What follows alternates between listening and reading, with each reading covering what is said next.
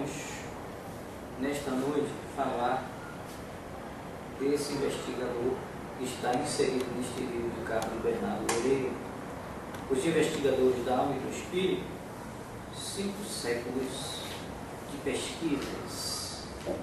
E esse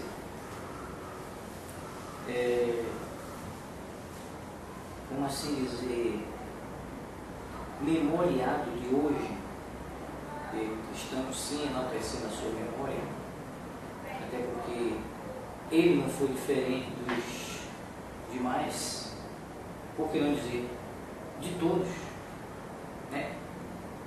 Que até o codificador dessa doutrina, ele era cético no início, e com a observação dos fatos,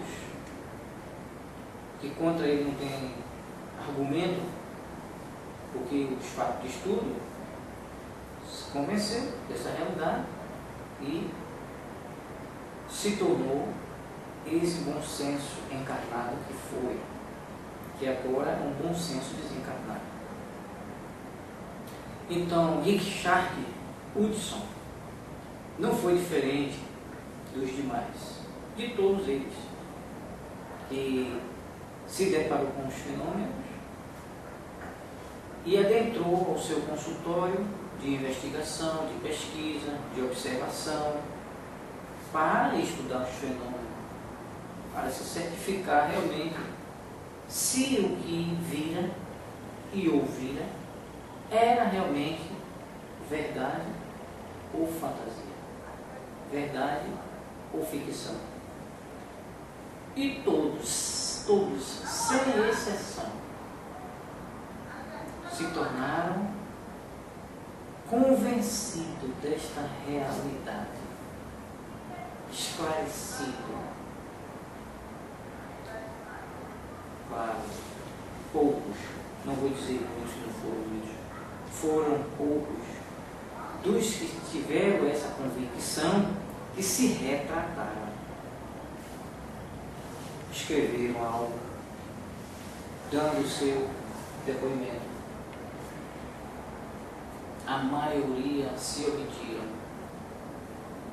A maioria se omitiram. Com medo de quê? De perder a sua reputação de sábio,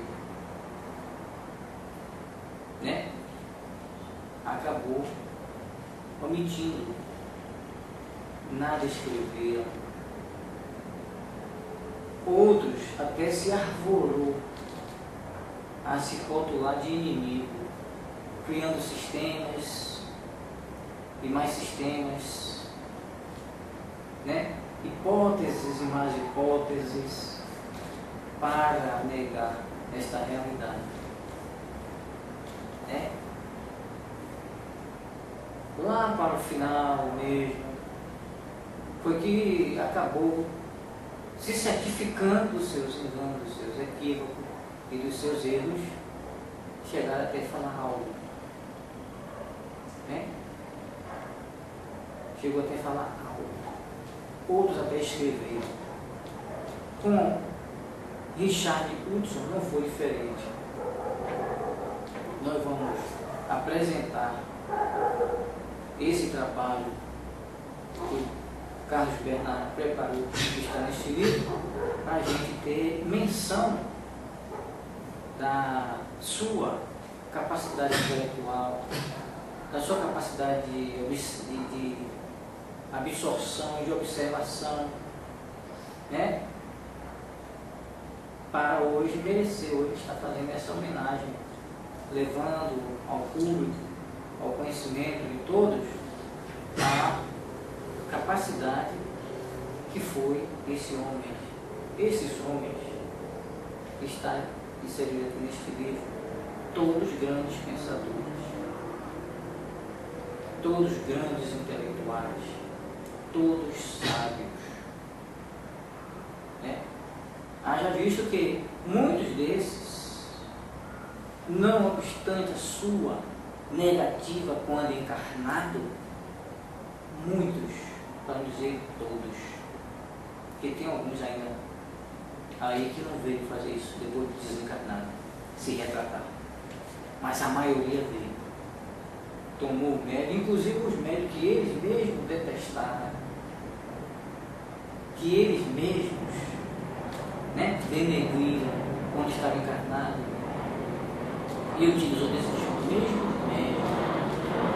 É como se fosse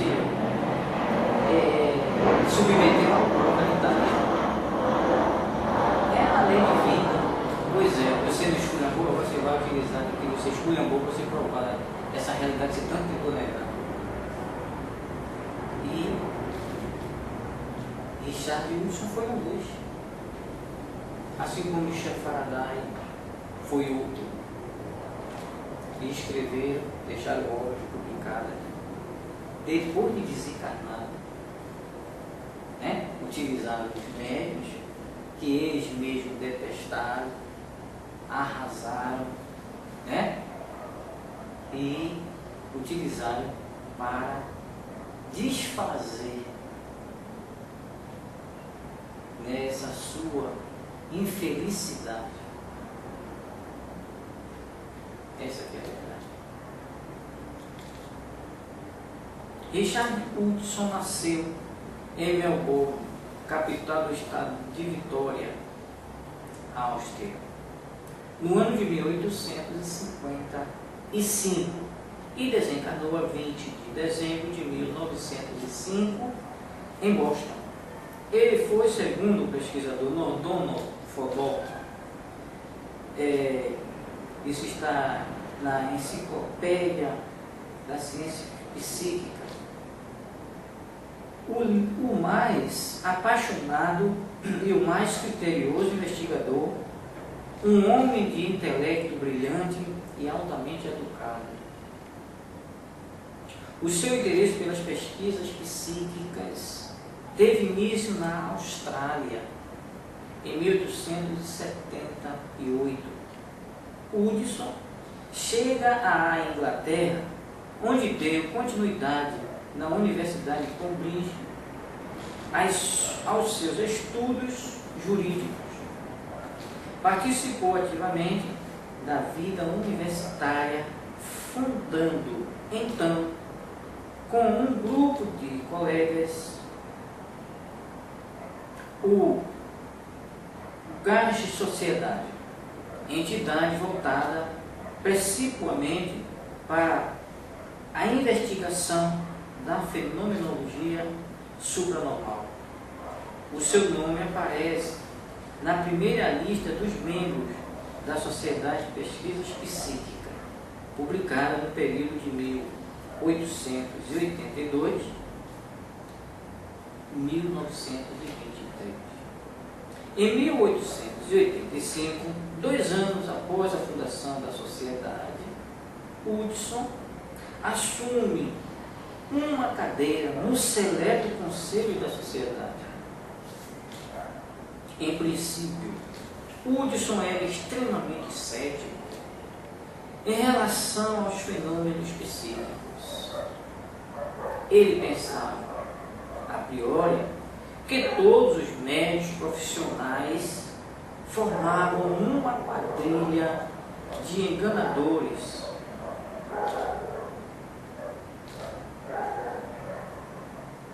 Enganadores vulgares. Ele chegou a afirmar que Eusébio Paladino, cujas sessões frequentou em 1895 em Cambridge, era uma impostora. A sua radical posição levou-o, não raras vezes, a enfrentar contestação de eminentes pesquisadores que o convidavam a ser mais cuidadoso em suas generalizadas opiniões. As pesquisas que levou a efeito com a célebre senhora Leonora Pitter abalaram profundamente as suas convicções, claro. Ele foi enviado a Boston, onde residia médium, em 1887, para atuar como observador da Sociedade de Pesquisas Psíquicas, nas sessões experimentais a que ela se submetia sob a inicial direção do Dr. William James, da Universidade de Harvard, o maior psicólogo daquele tempo, senão de todos os tempos. William James, na afirmação de Alan Gaudi. Isso está no livro intitulado Mediunidade e Sobrevivência. Entre Woods e James desenvolveu-se uma amizade que durou por toda a vida. Ambos, que até então não criam na autenticidade dos fenômenos supranormais, curvaram-se ante a portentosa faculdade mediúnica da senhora Piper, bem como de sua notória lisura. O primeiro relatório sobre as pesquisas que Hudson realizou com a senhora Piper foi publicado em 1892.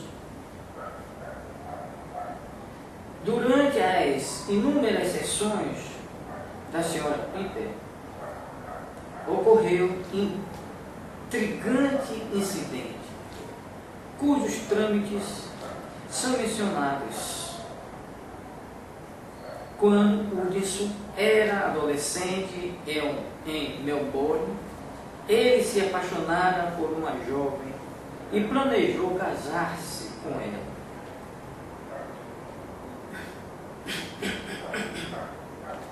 Os pais dela se opuseram por motivos religiosos.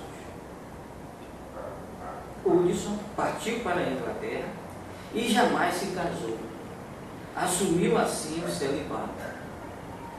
Um dia, durante uma sessão com a senhora Piper, a jovem subitamente se comunicou, trocando com o ex-namorado confidências apenas conhecidas de ambos. Ela houvera desencarnado recentemente na Austrália. Fatos inteiramente ignorados pela senhora Piper. Esse incidente, cuja veracidade confirmada impressionou vivamente o autor, que declarou: neste momento, eu não posso dizer que tenho qualquer dúvida de que as comunicações de que eu fui testemunha foram feitas por personagens que sobreviveram ao fenômeno a que se chama morte. Nesse momento, o Hudson dá o braço a torcer. Após 10 anos de reiteradas pesquisas em Boston, Hudson retorna à Inglaterra, onde permaneceu por 1 ano, tornando-se nesse período editor do processo da Sociedade de Pesquisas Psíquicas. Em seguida, ele retornou a Boston e deu continuidade às pesquisas com a senhora Piper. Ele intencionava publicar mais um relatório, enfechando os novos resultados obtidos em seus experimentos com a extraordinária médium norte-americana, mas não viveu o bastante para fazer. Desencarnou de parada cardíaca, enquanto participava de uma partida de handball no Boate Club de Boston, dias antes do Natal de 1905. As suas experiências mudaram completamente a sua visão sobre a vida. Ele viveu em um quarto de um pensionato em Boston, dependendo de um exíguo salário. como secretário da filial norte-americana da Sociedade de Pesquisa Específica, tendo recusado ofertas de emprego remunerado como professor de universidade americana. De acordo com as revelações de Evarica Carrington, nos seus últimos anos, Woods viveu a vida de um santo e esperou com ansiedade a sua morte.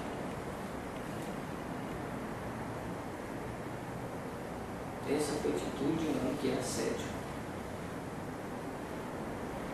Está aí o motivo pelo qual essa ciência espiritista é considerada o consolador. É óbvio. E você esclareceu, você está consolado. Foi o que aconteceu com todos eles e está acontecendo com todos nós. E como aconteceu com a maioria dos investigadores do passado, ele se desenvolveu também a sua mediunidade. Às noites, quando se encontrava sozinho em seu quarto,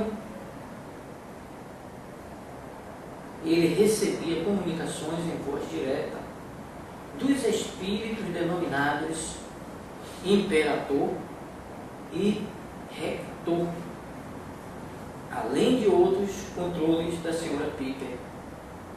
Essas comunicações foram de natureza muito convincente.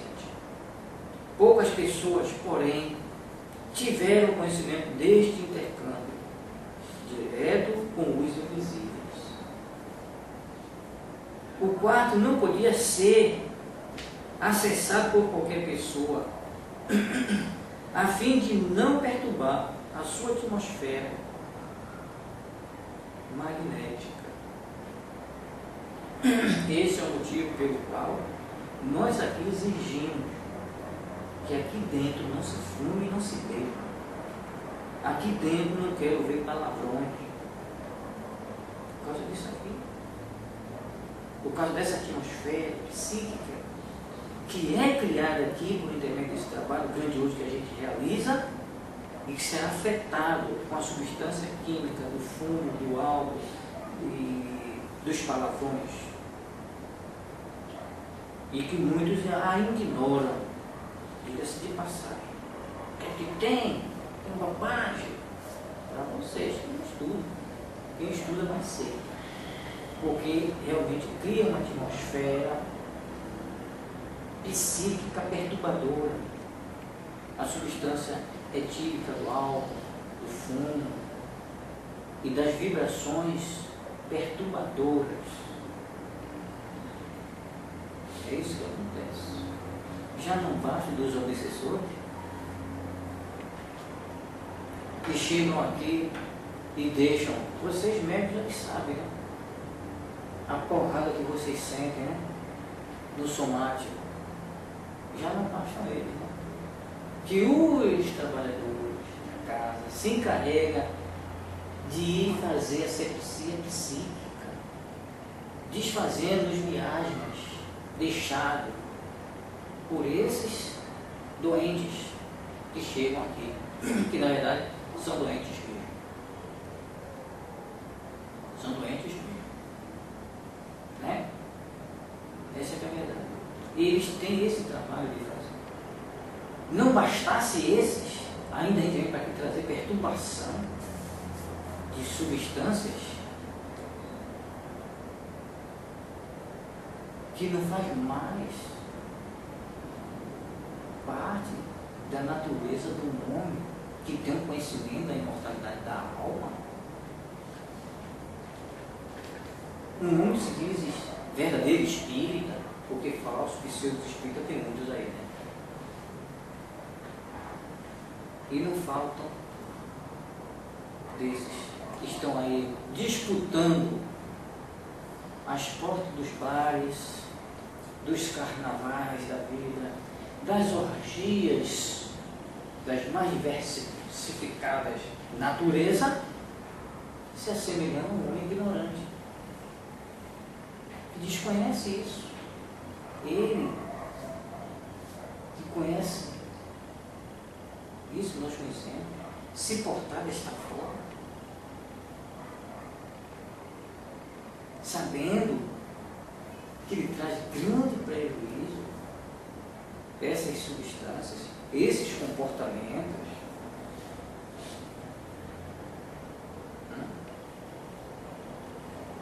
Vocês conhecem algum? Eu conheço vários.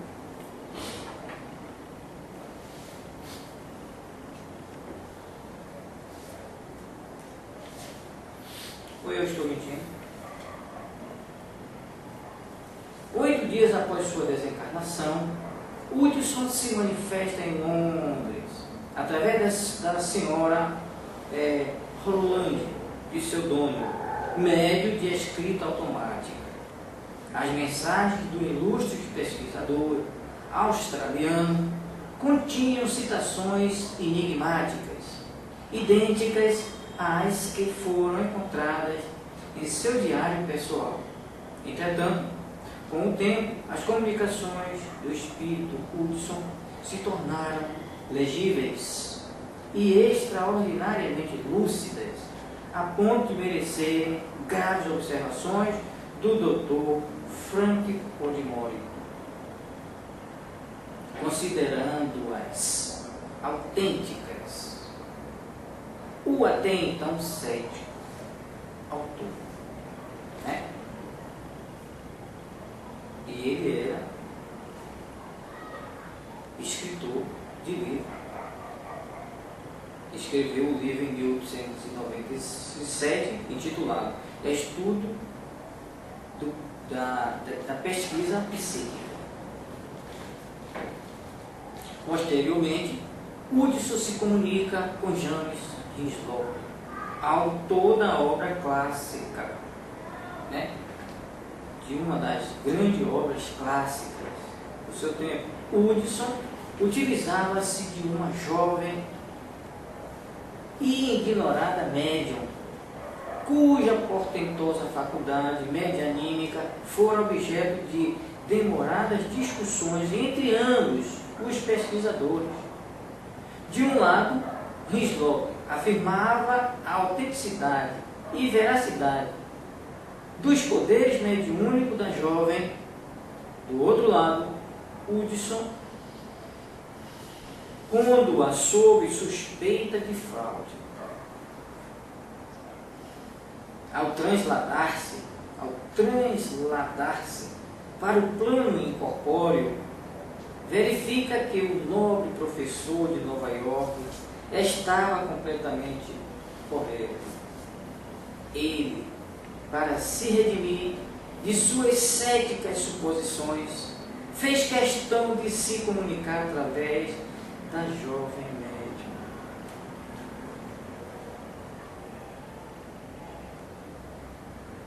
O professor Hislop teve a certeza de que estava diante de seu velho e querido companheiro de tantas e brilhantes pesquisas com a senhora Peter. O resultado dos trabalhos de Hislop, pertinente às comunicações do espírito Hudson, foi levado à análise de William James, da Harvard Universidade e presidente da Sociedade de Pesquisa Psíquica. Ele se dispôs a participar das sessões do professor Hislop com a jovem médium, cujo nome foi preservado. Logo, na primeira sessão, comunica-se o espírito Hudson, utilizando expressões que jamais poderiam atribuir àquela quase menina, destituída, obviamente, de conhecimentos acadêmicos. Em seu relatório, a Sociedade de Pesquisas Psíquicas conclui no processo do volume 23, o professor William James confessa: eu próprio sinto como se uma vontade externa independente da médium ali estivesse. Se alguém me perguntar se esta vontade externa tem o nome de Hislop, eu diria, é possível, bem possível. O notável psicólogo norte-americano, embora realizasse inúmeras pesquisas supranormais, registrado na obra de sua autoria, Experiência de um Psiquismo, editora Paiotti, de 1972, manteve-se sempre cauteloso diante dos fenômenos que teve a oportunidade de testemunhar nas várias sessões de que participou. Entretanto, em seu manual de psicologia, ele afirma que a ausência de estudos sérios sobre as manifestações espíritas é uma das maiores lacunas da psicologia. Isso é aprovado. É uma vergonha ver os psicólogos brasileiros falar sobre fenômenos espíritas. É ou não é? Os psicólogos brasileiros conhecem a imortalidade, conhecem a comunicabilidade, conhecem o intercâmbio entre o ser imortal e o ser encarnado. Eles sabem o que é obsessão e muito menos fazer a desobsessão. Até porque estão atribuindo aí, né, que a criança não sofre obsessão. Não tem nem mediunidade a criança. Né? Fala por aí. Não é verdade? Porque tem o seu consciente aberto. São os que realmente falam isso, os psicólogos. Né?